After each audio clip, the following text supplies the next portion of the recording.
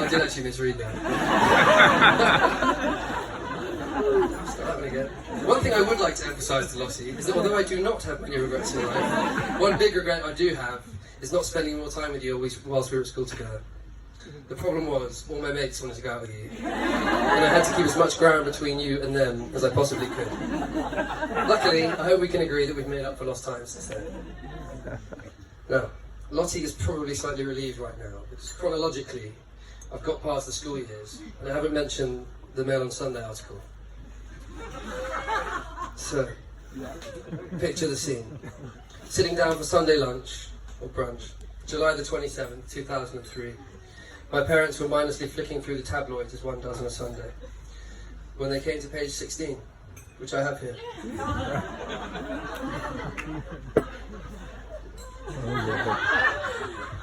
So, invasion of the aristocrats. Subheading, rampant, drunk posh kids grope one another in the dunes. We're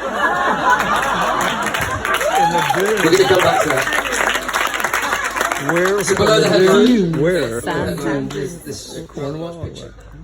I think that's probably right. Okay. So it's obviously two teens intertwined and rolling around in the sand. So like most public school kids in the early 2000s, we graced the beaches of Polseth and Dover Bay. Despite that, no doubt when reading this, our parents thought, well, our kids weren't like that. You know, they were there, but it wasn't that. And then that sinking feeling began. The aforementioned full-page photo and the aforementioned captain began to ring a few alarm bells.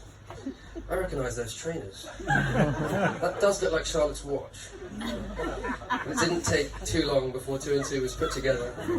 Park and Caroline's shy young daughter was now public enemy number 1. So this is Lottie.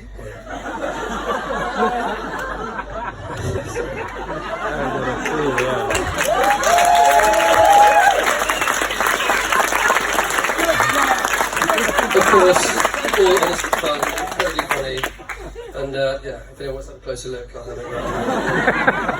it. So despite this moment of infamy, Lottie progressed to win a first-class honours degree in History of Art from the Courtauld Institute of Art at Somerset House, and has gone on to have an illustrious career which is constantly reaching new heights.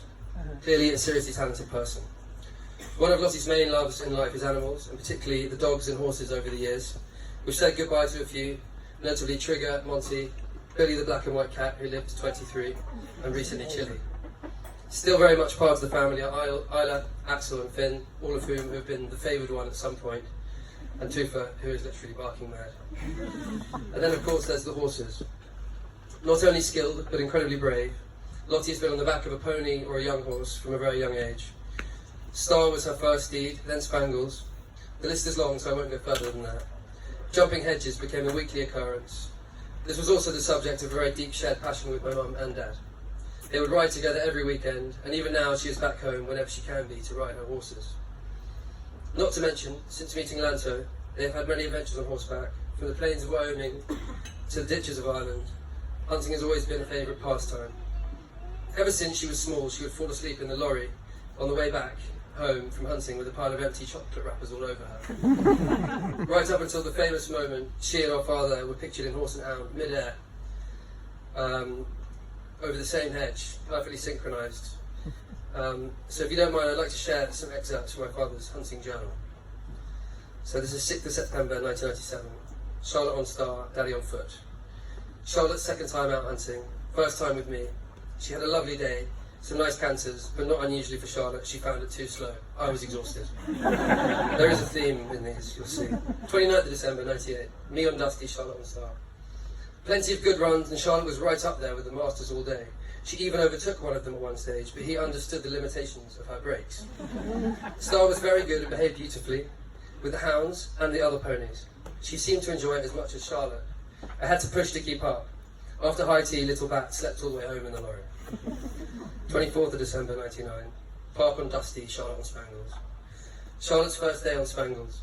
He was very excited and she controlled him well, even though there was an early mishap coming out of the woods. Charlotte caught her leg on a tree and lost her stirrup, but stayed in the saddle, and although in a lot of pain, she stayed with it. Despite this, Charlotte said, "I don't mean to be ungrateful, but this is a bit boring."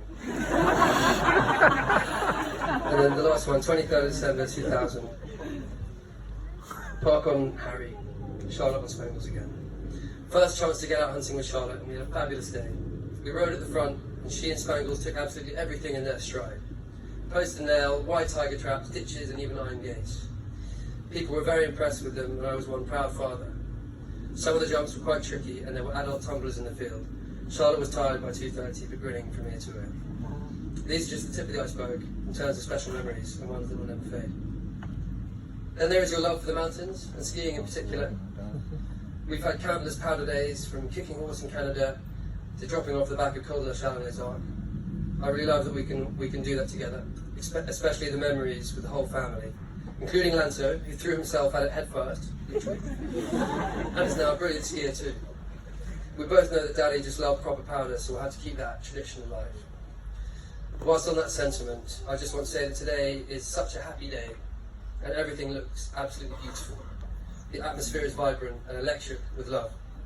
But I also know that every day still, and particularly this day, does have its challenges. I know how you're feeling, and you're doing amazingly well. I wish I could bring Daddy here right now, because this is completely his element. He would be having the time of his life, and he'd be so, so proud of you. I personally feel closer to him than ever, and I hope you do too. I see so much of him in you, and you are a shining light for his legacy. His soul and spirit is all around this place today, and completely mirrored in you. I know he's always looking after you, and he loves you more than ever. The same goes for your grandparents who aren't with us today. Bob, Fred, Anita, and Jack, who couldn't fly over from Virginia. They're all very much a part of you, and I suppose in some weird and wonderful way, they're all here with you today as well, because their love and influence lives on. Mummy and Daddy have had so many proud memories and moments with you, whether they be sporting, academic or otherwise, that it's impossible to pick out individual ones. Mostly what they're proud of is your amazing thoughtfulness, kindness to others, diplomacy and loyalty. As your brother, I just want you to know that I love you and I think you're really cool. Anytime we go anywhere together, I feel more credible because you're with me. We share a love of country music, and now you've become a bit of a wine enthusiast as well as with Lanto. We can get working on some of those older bottles of Daddy's inside.